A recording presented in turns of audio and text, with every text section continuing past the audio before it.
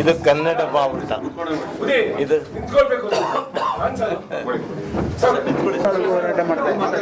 ನಮ್ಮ ಬದುಕೆ ಹೋರಾಟದಲ್ಲಿ ಹೇಳ್ತಾರೆ. ಆರೋಗ್ಯ ಚೆನ್ನಾಗಿ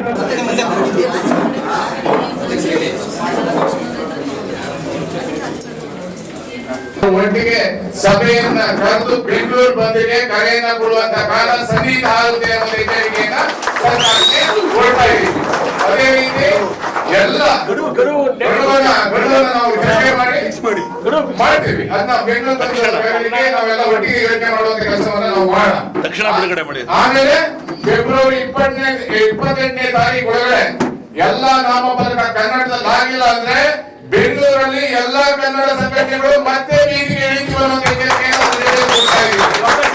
ಈ ರಾಜ್ಯದಲ್ಲಿ ಎಲ್ಲ ಉದ್ಯೋಗಗಳು ಸರೋಜಿನಿ ಮಹಿಷಿ ಬಂದ್ವಿ ಎಲ್ಲ ಕಾರ್ಖಾನೆ ಐಟಿಬಿಗಳಲ್ಲಿ ಈಗದ ಮಕ್ಕಳಿಗೆ ಕೆಲಸವನ್ನ ಕೊಡಬೇಕು ಅನ್ನುವಂತ ಒತ್ತಾಯವನ್ನ ಮತ್ತೆ ಜೊತೆಗೆ ಸೇರಿಸಬೇಕು ಅನ್ನುವಂತ ಒತ್ತಾಯವನ್ನ ಕರ್ನಾಟಕ ರಕ್ಷಣಾ ವೇದಿಕೆ ಮುಖಾಂತರ ಮಾಡ್ತಾ ಇದ್ವಿ. ಎಲ್ಲರಿಗೂ ಧನ್ಯವಾದಗಳು. ನಾನು ಎಷ್ಟೆಷ್ಟೋ ಪತ್ರಿಕಾಗೋಷ್ಠಿ ನೂರಾರು ನೋಡಿರ್ಬೋದು. ಇಂಥ ಪತ್ರಿಕಾಗೋಷ್ಠಿ ಇದುವರೆಗೂ ನಾವು ನೋಡಿರಲಿಲ್ಲ. ಯಾಕೆ ಇದರ ಮಹತ್ವ ಅಂತಂದರೆ ಬೇರೆ ಬೇರೆ ಅಭಿಪ್ರಾಯಗಳಿದ್ದಂಥ ಬೇರೆ ಬೇರೆ ಸಂಘ ಸಂಸ್ಥೆಗಳ ಅಧ್ಯಕ್ಷರಾಗಿದ್ದಂತಹ ಅವರೆಲ್ಲ ನಾನೊಂದು ಪತ್ರಿಕಾಗೋಷ್ಠಿ ಕರೀತೀನಿ ಈ ಥರ ಆಲೋಚನೆ ಮಾಡಿದೆ. ನಾವೆಲ್ಲ ಸೇರಿ ಒಗ್ಗಟ್ಟಿನಿಂದ ಕನ್ನಡಕ್ಕಾಗಿ ನಾವು ಕೆಲಸ ಮಾಡ್ತಿರೋದು, ಒಂದೇ ವೇದಿಕೆಯಿಂದ ಒಂದು ಪತ್ರಿಕಾಗೋಷ್ಠಿಯನ್ನು ಕರೀತೀವಿ ಅಂತ ತೀರ್ಮಾನ ಮಾಡಿ ನಡೀತಾ ಇದೆಯಲ್ಲ, ಇದು ಐತಿಹಾಸಿಕ ಮಹತ್ವದ ಪತ್ರಿಕಾಗೋಷ್ಠಿ. ನೆಲದಲ್ಲೇನೆ ಕನ್ನಡದ ಕನ್ನಡ ಕಡ್ಡಾಯ. ಕನ್ನಡ ಆ ಮಾತೃದೇವತೆಯ ಕತ್ತು ಹಿಸುಕಿ ನೀವೇನ್ರಿ ಬದುಕೋದು?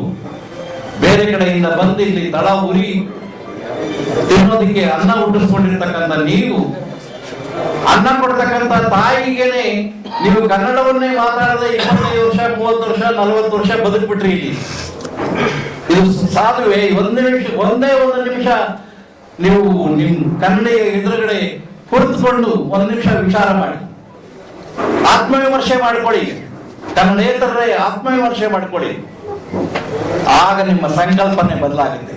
ನಿಮ್ ಸಂಕಲ್ಪ ಬದಲಾಗ್ಲಿಲ್ಲ ಅಂತಂದ್ರೆ ನಾವು ಕನ್ನಡಿಗರು 7 ಕೋಟಿ ಜನ ನಿಮ್ಮ ಸಂಕಲ್ಪವನ್ನ ನಾವು ಬದಲಿಸ್ತೇವೆ. ಆ ಮಾರ್ಗ ನಮಗೆ ಗೊತ್ತು.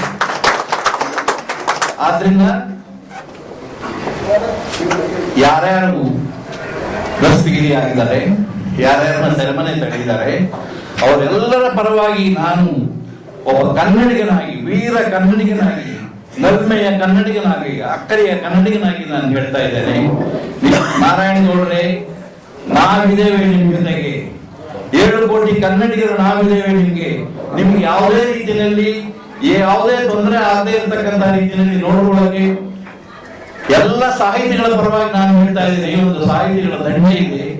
ಎಲ್ಲ ಕನ್ನಡಿಗ ಹೋರಾಟಗಾರರ ಪರವಾಗಿ ಹೇಳ್ತಾ ಇದ್ದೇನೆ. ಒಂದು ಕನ್ನಡ ಹೋರಾಟಗಾರರ ಒಂದು ದೊಡ್ಡ ಸೇನೆ ಇದೆ. ಆದ್ರಿಂದ ನನ್ನ ಸಮ್ಮತಿ ಇದೆ. ಇವತ್ತು ಏನು ಟಿ.ಎನ್. ನಾರಾಯಣಗೌಡರು ಮತ್ತೆ ಕಾರ್ಯಕರ್ತರನ್ನ ಎಲ್ಲವನ್ನು ಕೂಡ ಏನು ಬಂಧಿಸಿದ್ದಾರೆ, ಈ ಬಂಧನ ವಿರೋಧಿಸಿ ಇವತ್ತು ಖಂಡನ ಸಭೆಯನ್ನು ಮಾಡಿದ್ವಿ. ಈ ಸಭೆಯಲ್ಲಿ ಒಂದು ನಿರ್ಣಯ ತಗೊಂಡಿದ್ದೀವಿ. ಸರ್ಕಾರಕ್ಕೆ ಒಂದು ಗಡುವನ್ನು ಕೂಡ ಕೊಟ್ಟಿದ್ದೀವಿ.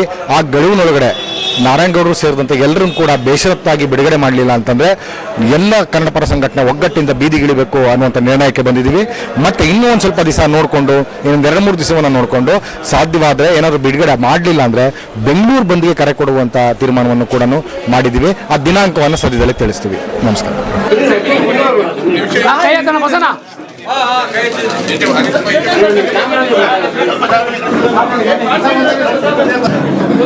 ಕನ್ನಡಕ್ಕೋಸ್ಕರವಾಗಿ ಹೋರಾಟ ಮಾಡಿರ್ತಕ್ಕಂಥ ಕನ್ನಡದ ನಾಮಫಲಕ ಕಡ್ಡಾಯವಾಗಿರಬೇಕು ಅಂತಕ್ಕಂಥದ್ದು.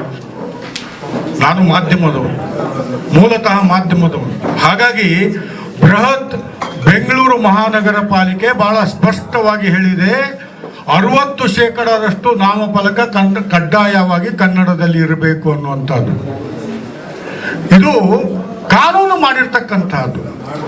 ಮುನ್ಸೂಚನೆಯನ್ನು ಕೊಟ್ಟರು ನಾರಾಯಣಗೌಡರು. ಸಾಮಾಜಿಕ ಜಾಲತಾಣದಲ್ಲಿ ಪ್ರತಿದಿನವೂ ಸಹಿತ ಹೇಳ್ತಾ ಇದ್ರು, ನಾವು ಮಾಡ್ತೀವಿ, ಆ ಮಾಡೋದಕ್ಕೆ ಅವಕಾಶ ಕೊಡಬೇಡಿ, ಕನ್ನಡದಲ್ಲಿ ನಾಮಫಲಕವನ್ನು ಹಾಕಿ ಅಂತ ಬಹಳ ಸ್ಪಷ್ಟವಾಗಿ ಹೇಳಿದರು. ಕಾನೂನಿದೆ, ಕಾನೂನು ಜಾರಿಗೆ ಬರಬೇಕು ಅನ್ನುವಂತಹದ್ದನ್ನು ಒತ್ತಾಯ ಮಾಡಿದರು. ನಮ್ಮ ಈ ಮಾಲೀಕರೇನಿದಾರಲ್ಲ, ಕನ್ನಡಿಗರ ಭಾವನೆಗಳಿಗೆ ಗೌರವವನ್ನು ಕೊಟ್ಟು ನಾಮಫಲಕವನ್ನು ಹಾಕಿದ್ರೆ ಇಂತಹ ಸ್ಥಿತಿ ಬರ್ತಾನೆ ಇರಲಿಲ್ಲ. ಅದಕ್ಕೆ ಸರ್ಕಾರನೂ ಸಹಿತ, ಯಾಕಂದ್ರೆ ಇದು BBMP ಮಾಡಿರ್ತಕ್ಕಂಥದ್ದು, ಜೊತೆಗೆ ಕನ್ನಡ ಸಾಹಿತ್ಯ ಪರಿಷತ್ತು, ಕನ್ನಡ ಭಾಷಾ ಸಮಗ್ರ ಅಭಿವೃದ್ಧಿ ಅಧಿನಿಯಮ, ಇದು 2022ರಲ್ಲಿ ಕಾನೂನು ಮಾಡೋದಕ್ಕೆ ಕನ್ನಡ ಸಾಹಿತ್ಯ ಪರಿಷತ್ತು ಬಹಳ ಪ್ರಮುಖವಾಗಿರ್ತಕ್ಕಂಥ ಪಾತ್ರವನ್ನು ವಹಿಸಿದೆ. ಎಲ್ಲ ಹೋರಾಟಗಾರನ ಕೂಡಲೇ ಬೇಷರತ್ತಾಗಿ ಅವ್ರಿಗೆ ಯಾವುದೋ ಶೂರಿಟಿ ಕೊಡಿ, ದುಡ್ಡು ಕಟ್ಟಿ ಇದು ಮಾಡಿ ಏನು ಹೇಳಬೇಕಾಗಿಲ್ಲ, ಬೇಷರತ್ತಾಗಿ ಅವ್ರನ್ನ ಬಿಡುಗಡೆ ಮಾಡಬೇಕು ಅಂತ ಹೇಳ್ಬಿಟ್ಟು ಸರ್ಕಾರವನ್ನು ಒತ್ತಾಯ ಮಾಡಿದ್ದೀವಿ. ಮತ್ತೊಮ್ಮೆ ನಮ್ಮ ಮಾಧ್ಯಮದ ಮಿತ್ರರಿಗೆ ಮತ್ತು ವಿಶೇಷವಾಗಿ ನಮ್ಮ ಪ್ರವೀಣ್ ಕುಮಾರ್ ಶೆಟ್ಟಿಯವರು ಈ ಒಂದು ಕಾರ್ಯಕ್ರಮವನ್ನು ಹಮ್ಮಿಕೊಂಡಿದ್ದಾರೆ. ನನಗೆ 6 ತಿಂಗಳಿಂದ ಆರೋಗ್ಯ ಸರಿ ಇಲ್ಲದಿದ್ರು ಕೂಡ ಆಪರೇಷನ್ ಆಗಿ ಕೇವಲ 1 ವಾರದಲ್ಲಿ ಕಾವೇರಿ ಹೋರಾಟಕ್ಕೆ ಬಂದೆ. ಕೇವಲ ಒಂದೇ 1 ವಾರ ಅನಿವಾರ್ಯ, ಹೋಗ್ಲೇಬೇಕು.